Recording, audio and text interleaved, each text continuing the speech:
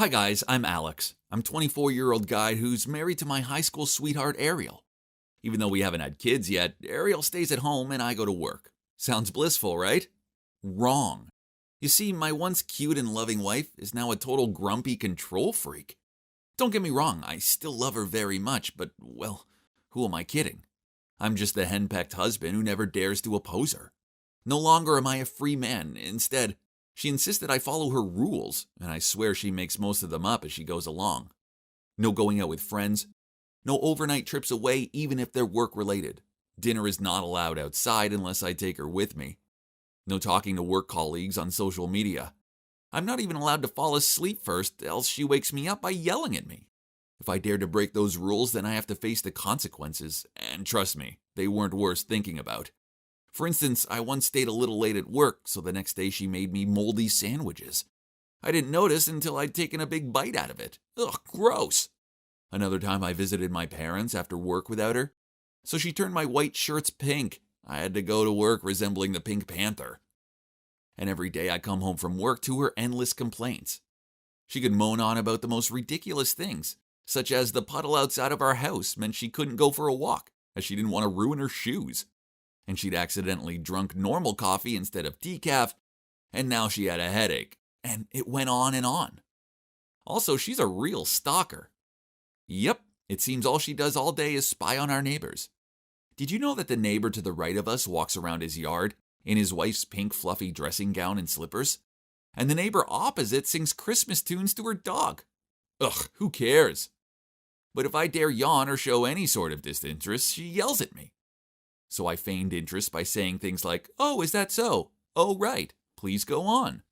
The nagging didn't stop when I was at work either, as she constantly texted me telling me to come home early to fix the light bulb, faucet, or whatever else she'd managed to break. Geez, why were there so many broken things lately? Why was she deliberately ruining them so that I would rush home after work to fix them? Nah, that couldn't be possible, right?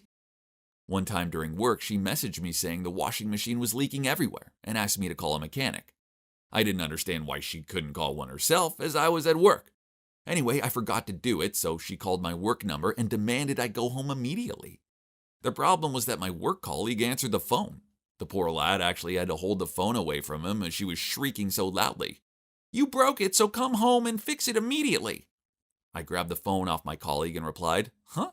How is it my fault?" She replied, "Duh, because you wear 3 outfits in a day and I only wear 1, so you broke it, not me, so come and fix it." Yeah. I failed to see the logic in her argument.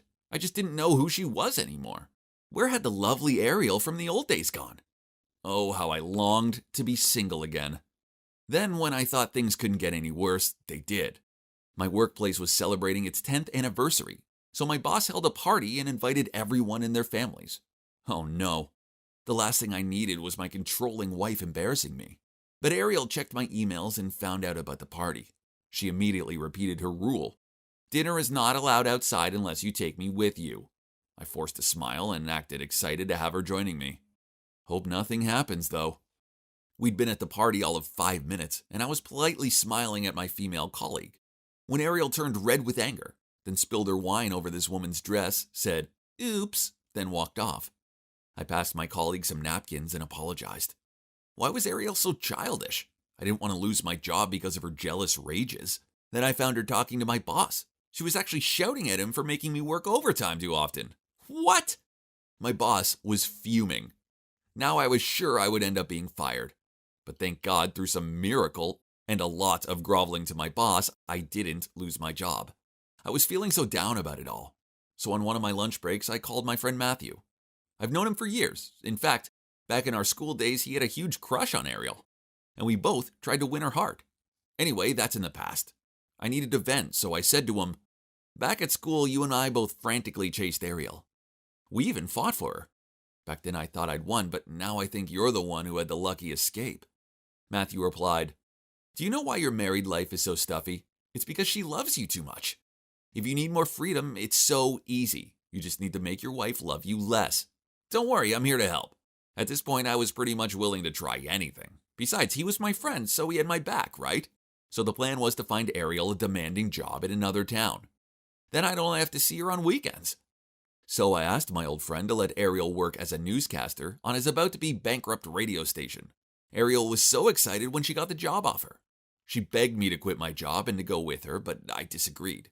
I made excuses that my job was too good to quit and encouraged her that it was a good opportunity for her and that I would visit her on weekends. After that, the life I always longed for arrived. It was so blissful coming home from work and not having her nag me.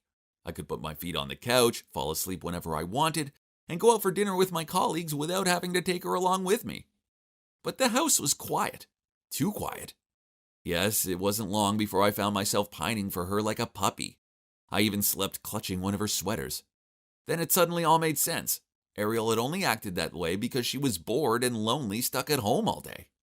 She longed to have me to talk to, and yet all I did was make fun of her.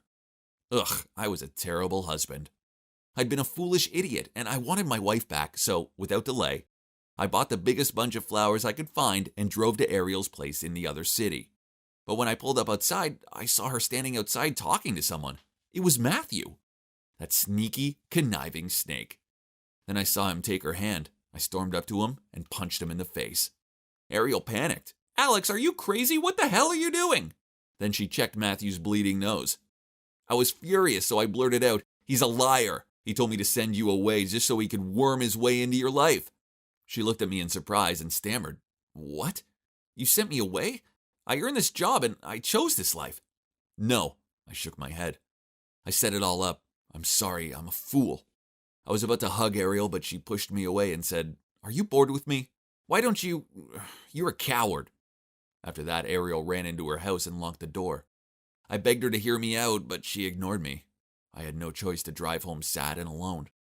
I went back to her house each day and tried apologizing, but she never answered the door. Each day I left her a gift on her doorstep, such as chocolate cake, penguin plushie as they're her favorite animal, and a picture of us together. She took the gifts, but she still wouldn't answer the door. But then one night when I was waiting in front of her house, I saw her running towards me. Could it be that she'd forgiven me and was coming to embrace me? Nah. A bandit was chasing after her and was trying to grab her handbag. I rushed forward and tackled this bandit to the ground. She was so relieved I was there to save the day, and she flung her arms around me. After that, she forgave me and moved back home. I definitely learned my lesson now. I should always appreciate the happiness I have, instead of taking it for granted. But I guess I will still have to live on the edge for the rest of my life. Afraid that someday Ariel will find out the big secret I'm keeping. Yeah, I'm the one who hired that bandit. Surprise! Those secrets will have to come to me to the grave. Or Ariel will bury me 6 feet under by herself. I don't know anymore. Wish me luck, guys.